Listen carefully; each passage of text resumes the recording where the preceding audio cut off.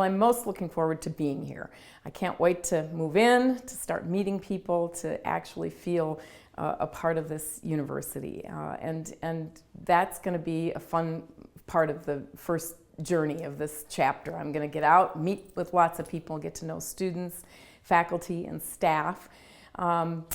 And I see my role as president really in multiple ways, but probably the most important, I'm a communications scholar, so I focus a lot on listening, learning, and understanding people's perspectives. I'm going to facilitate what people want to have happen, their goals, their dreams, their aspirations, and work really hard on collaboration, and probably last but not least, listening, learning and listening.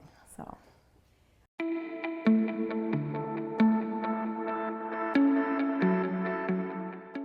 My first job growing up, well, I was a babysitter, which probably doesn't count very much, but my first real job was working at a cash register in a discount store. It was called Treasure Island, doesn't exist anymore, but it's similar to Target and Kmart maybe.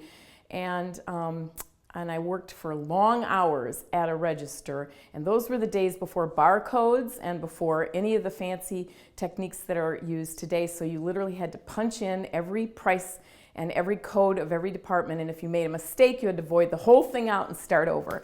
So it was a stressful job on my feet for hours at a time. I've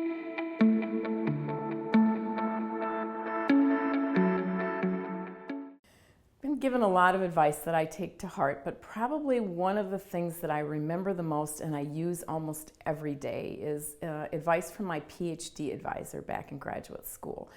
And I remember when I was an RA on her grant, she used to say, everything that comes out of this lab has to be the best it can be. We have to check, double check, and triple check everything for accuracy and for impact. And I carry those words with me every job I've had since. So.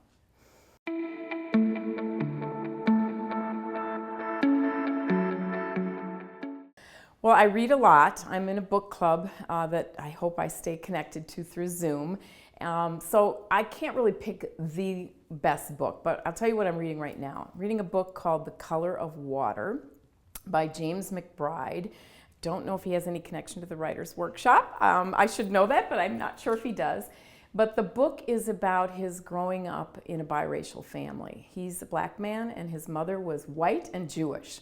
And so this is a kind of a memoir of his growing up, grappling with identity, trying to figure out what community he belongs to, but in the end having this great amount of admiration for his mother, even though he didn't know her very well as he was growing up. So it's full of little nuggets, treasures, and lessons about how to live life in a multicultural world.